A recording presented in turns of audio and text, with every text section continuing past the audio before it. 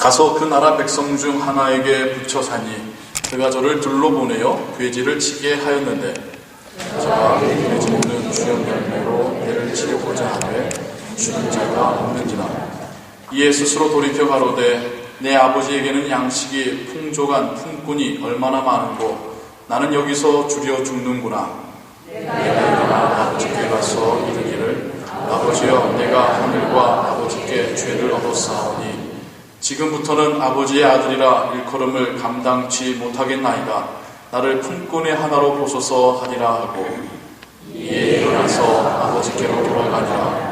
아직도 상구가 먼데 아버지가 저를 보고 지근히 여겨 달려가 목을 안고 입을 맞추니 아들이 가로되 아버지여 내가 하늘과 아버지께 죄를 얻었사오니 지금부터는 아버지의 아들이라 일컬음을 감당치 못하겠나이다 하나 아버지는 종들에게 이르되 제일 좋은 옷을 베어다가 입히고 손에 가락지를 끼우고 발에 신을 신기라.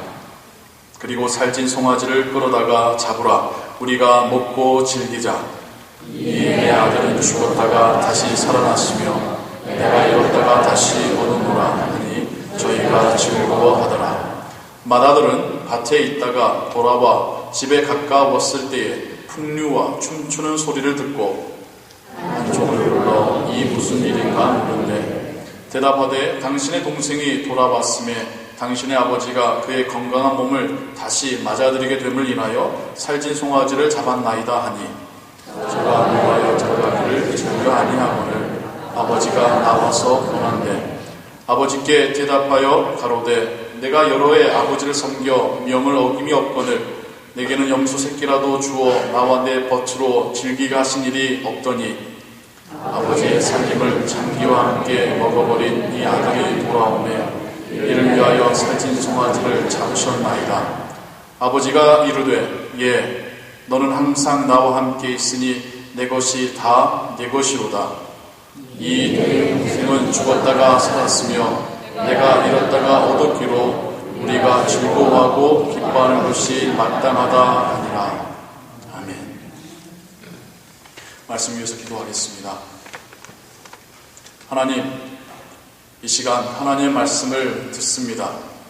성경을 통하여 우리에게 주시는 그 메시지를 듣게 하시고 깨닫게 하시고 오늘날 우리의 삶 가운데 그 말씀이 우리를 변화시키시는 말씀 되게 하여 주옵소서. 예수 그리스도의 이름으로 기도하옵나이다. 아멘. 지난 주일은 어머니의 영향력이라는 주제를 가지고 우리가 말씀을 함께 보았었지요. 예수님의 족보에 나오는 네 분의 어머니들을 살펴보건대 성경에는 그분들이 자녀들을 얼마나 잘 교육했는지, 얼마나 잘 먹였는지, 얼마나 잘 입혔는지에 대해서는 기록이 없습니다. 그러나 성경은 그분들이 얼마나 하나님의 나라를 소망했는지에 대해서는 말씀하고 있지요.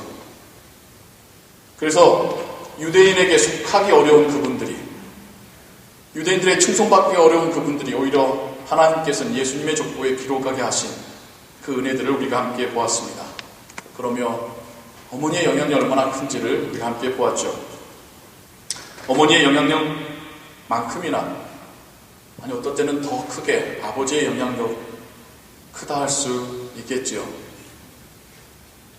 제가 작년에 아버지 날을 기념하는 주일에 피치 못하게 우리 교회를 섬기지 못하고 외부에 나갔던 적이 있습니다. 그래서 그 도시에서 제가 방문한 도시에서 가장 크다고 불리는 교회를 방문하게 됐어요. 이 교회는 어떻게 예배드리나 보고 배우자라는 마음으로 예배에 참여했었습니다. 아쉽게도 담임 목사님은 자리를 비우시고 또 함께 섬기시는 목사님 가운데 한 분이 설교를 하시더라고요. 아버지 날을 기념하는 주일이기 때문에 아버지에 대한 주제로 설교를 하였고요. 근데 설교 초두에 우리가 잘 아는 유머를 하더라고요. 그거 있지 않습니까? 남자 네다섯이 모여가지고 찜질방에 모여서 왜 여기 왔는지를 이야기하는데 뭐 40대, 50대, 60대, 70대 하여간 아내에게 괜히 대들다가 대들지도 않았는데 나중에는 아침에 눈 떴다고 얻어맞고 쫓겨나왔다는 그 조크를 해요. 청중들이 막 재밌어하면 웃지요. 정작 아버지들은 안 웃어요. 아버지 날인데 아버지 날을 기념해서 아버지를 주제로 설교하는데 어머니들이 깔깔깔깔 웃으시고 아버지는 고개를 푹 숙이시고. 그러면서 제가 제 설교 한번 돌아봤습니다. 제가 아버지 날에는 정말 아버지들을 좀 격려했는가 전 잘 모르겠지만 최소한 아버지를 주제로 할 때 아버지를 망신을 주지 말자. 이게 도대체 뭔가 아버지 날이라고 하는데 왜 아버지들을 망신 주면서 설교를 시작하나, 그런 생각이 들었던 기억이 납니다. 그래서 지난주에 이어서 우리 가정에서 아버지들의 영향력이라는 주제를 가지고 말씀을 나누고자 성경 구절을 뒤적이기 시작합니다. 성경에는 어머니의 이야기들이 오히려 더 많아요. 남자들 이야기는 나오는데 아버지 이야기는 별로 없어요. 아버지가 아들을, 아버지가 딸을 어떻게 교육하고 어떻게 사랑하고, 참 힘들었습니다. 제가 본문 찾는데 왜 성경은 아버지는 말 안 하지? 아빠는 말 안 하지? 엄마는 나와 있어요. 엄마는. 근데 아빠는 없지? 그러다 깨닫는 것이 성경은 동일하게 아버지를 이야기할 때는 하나님을 이야기하시더라고요. 하나님은 우리의 아버지로, 하나님이 어떤 아버지인가를 성경은 창세기부터 요한계시록까지 동일한 목소리로 이야기를 하고 계십니다. 그러면서 하나님은 어머니에 대한 말씀은 몇몇 어머니들을 제시하시며 말씀하셨다고 한다면 아버지에 대해서는 하나님 본인을 보여주시면서 말씀하시는 거구나. 그래서 우리 가정에서 아버지의 역할이, 아버지라고 하는 피겨가 얼마나 중요한지를 다시 한번 또 깨닫게 되었습니다. 오늘 우리가 읽은 본문, 잃은 아들을 다시 찾은 아버지의 이야기입니다. 근데 그 아버지는 하나님 아버지를 말씀하시는 바죠. 하지만 동시에 또 아버지에 대한 이야기이기도 하더라는 거예요. 이야기의 시작은 이러합니다. 한 아버지에게 두 아들이 있는데 둘째가 감히 아버지에게 유산을 먼저 달라고 해요. 오늘날 그럴 수도 있겠거니 라고 우리 생각할 수 있지만 그 당시에는요, 아버지가 돌아가기 전에는 유산을 받는다는 것은 이건 말이 안 되는 이야기입니다. 유산을 받아도 집안을 이끌어갈 큰 형이 먼저 받고 남은 떨거지 받는 게 둘째예요. 근데 감히 둘째가, 아버지가 시퍼렇게 살아계시는데 내 거 주실 거 미리 주세요. 여기서부터 이야기는 틀어지기 시작합니다. 뭔가 지금 잘못됐구나. 근데 며칠이 못 돼서 이 둘째 아들이 받은 거를 다 짐을 싸가지고 멀리 가버립니다. 어디로 갔는지 모를 정도로 멀리 갑니다. 아버지가 찾으러 오지 못할 정도로 멀리 가요. 우리가 이 비유를 보면, 비유를 읽다가 그런 질문을 제가 들은 기억이 나요. 왜 여기서의 아버지는 아들이 고생하는 데까지 가서 데려오지 않고 집에서 아들을 기다리다가 아들이 보니까 반가워 달려가서 데려왔습니까? 하나님은 죄인한테까지 찾아가시는 하나님이지 않습니까? 아들은 아버지가 모르는 곳까지 간 거예요. 아버지가 아들을 만날 수 있는 방법은 세상을 헤매는 게 아니라 아들이 집으로 돌아오는 걸 기다릴 수밖에 없었던 거죠. 그렇게 시간이 보내고 가지고 있는 돈 다 쓰고 하필, 참 하나님께서 정말 하필 이때 그곳에 기근이 일어나게 하십니다. 아들이 쫄쫄 굶어요. 그래서 참다 못해서 이제 그냥 어떤 사람에게 찾아가서 먹여만 주십시오 하다가 이제 돼지를 키우게 되는데, 돼지를 키우는데 돼지만도 못한 삶을 살게 됩니다. 돼지가 먹는 열매조차도 마음껏 먹지 못하는 비참한 삶을 살다가 그제서야 내가 복을 차고 나왔구나.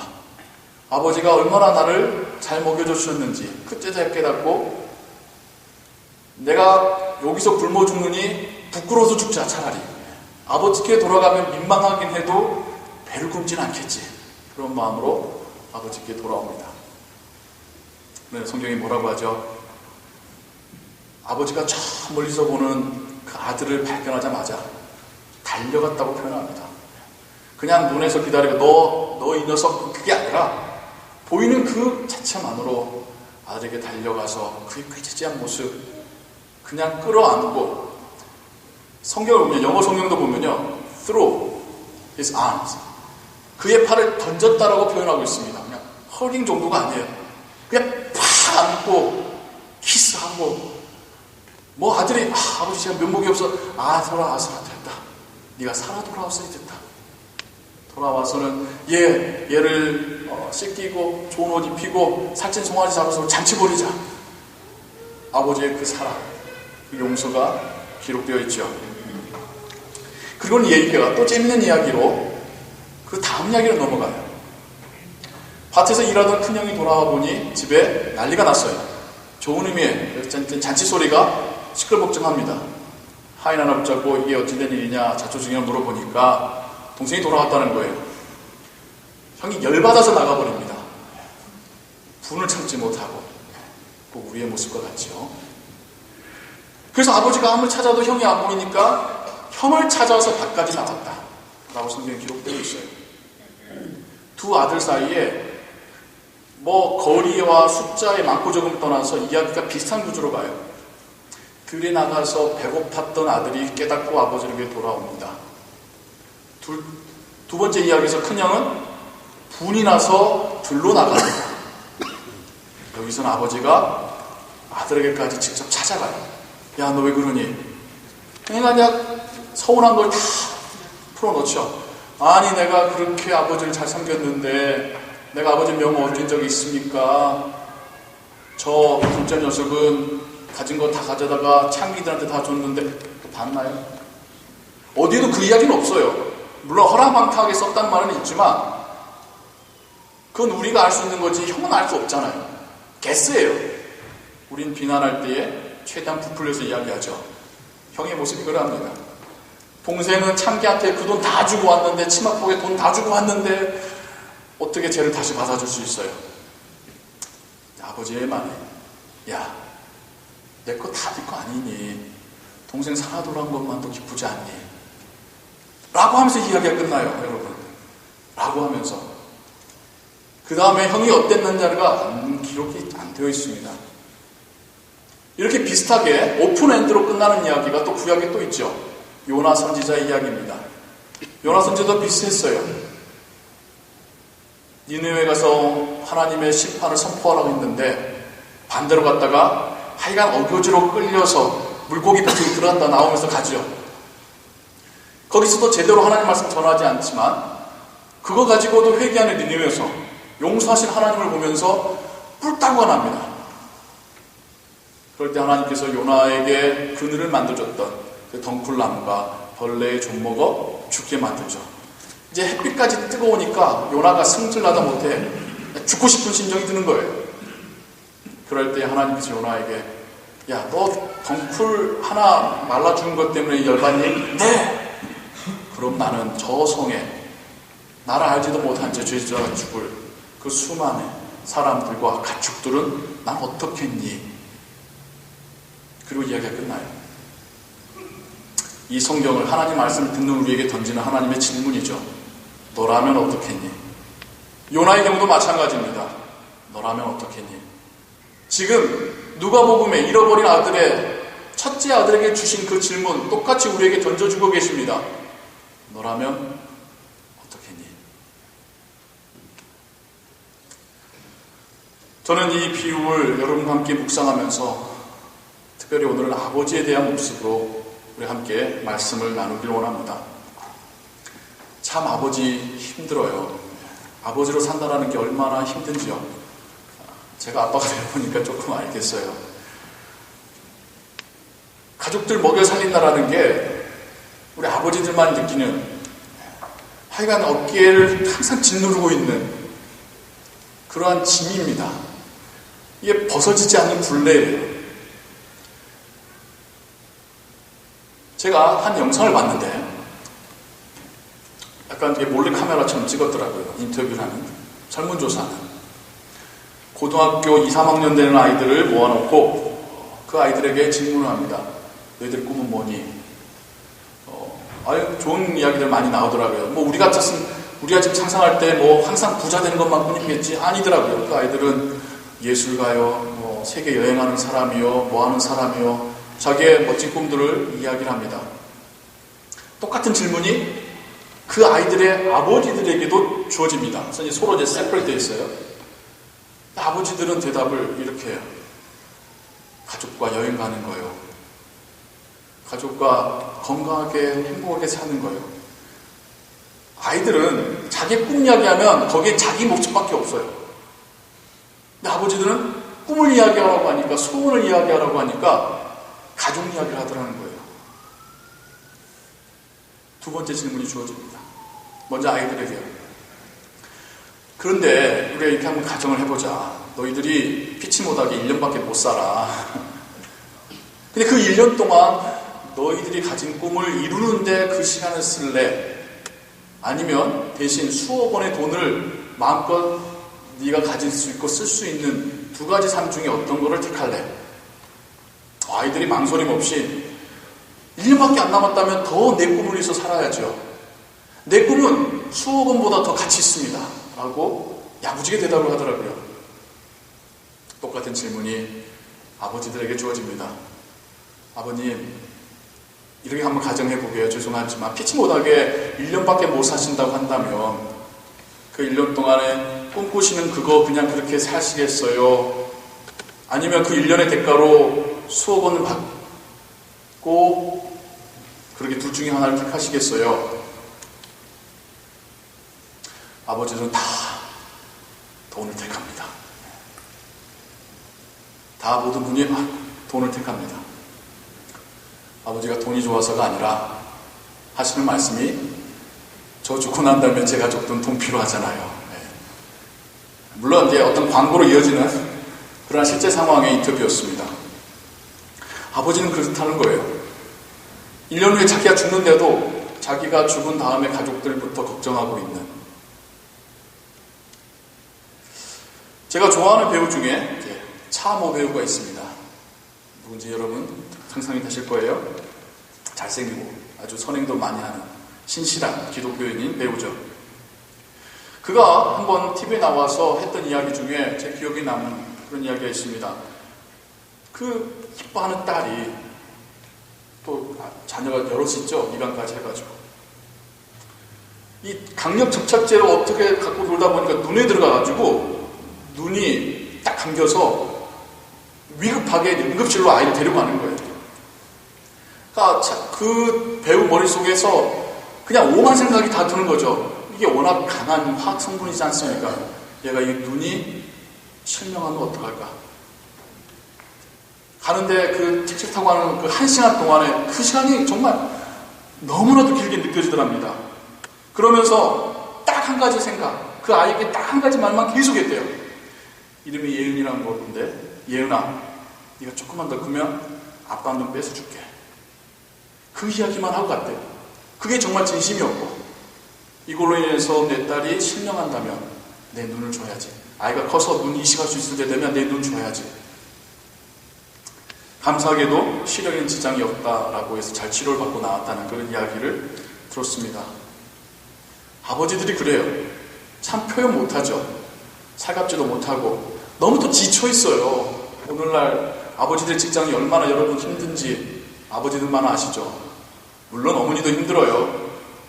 하지만 어머니만큼 때로는 어머니보다 더 힘든 분들이 아버지십니다.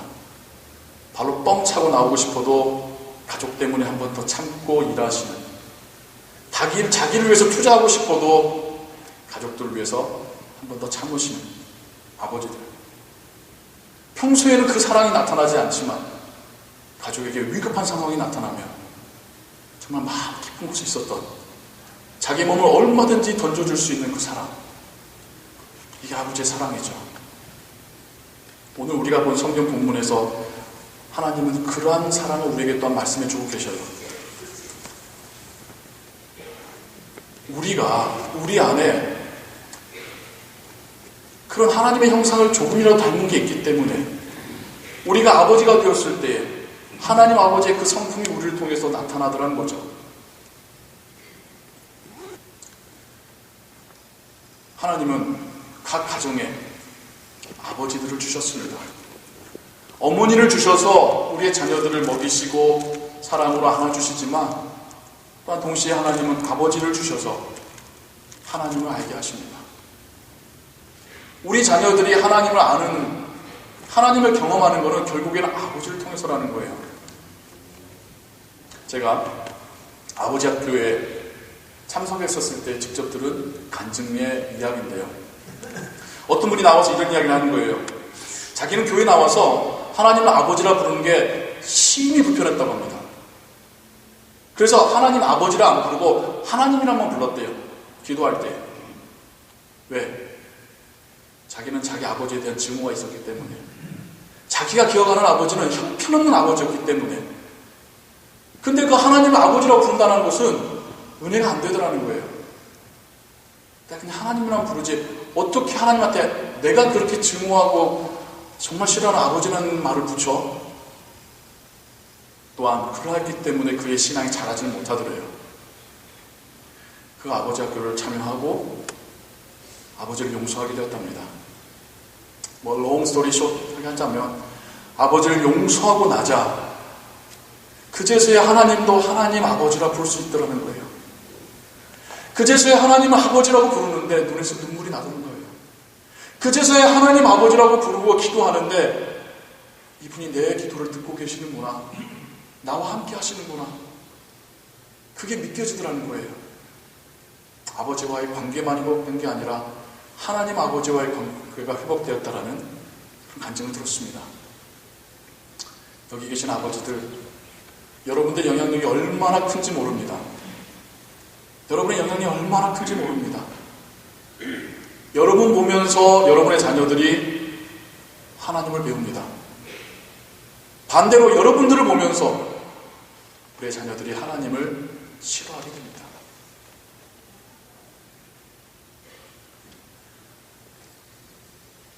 미국의 어떤 심리학자가 조사한 바를 보면, 사회학자가 조사한 바를 보면 자녀들이 성적으로 개방이 되는 것은 아버지가 성에 대해서 민감하지 않은 가정에서라고 조사 결과가 나왔대요.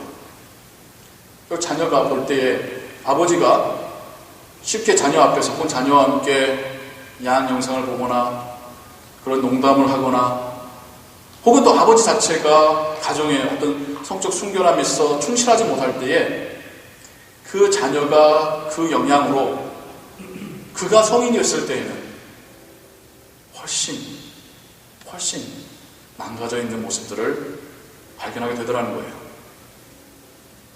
또한 하빌 핸드릭스 박사는 또 이러한 보고를 말합니다. 부부관계가 건강하지 못하면 자녀도 성장해서 불완전한 결혼 생활을 하기 쉽다. 본인이 가슴 아픈 이혼을 했던 사람이에요. 도대체 내가 왜 이혼을 당했지? 내가 왜 이렇게 내 가정을 지키지 못했지? 스스로를 연구 대상으로 그 이후에 이런 불화하는 가정들 천쌍을 대상으로 연구한 결과 그가 마지막 결론은 얻은 결론은 어린 시절 그 부모님에게 특별히 아버지에게 학대당하거나 상처 입은 그 자녀들이 자라서도 건강한 가정을 이루지 못하더라는 겁니다.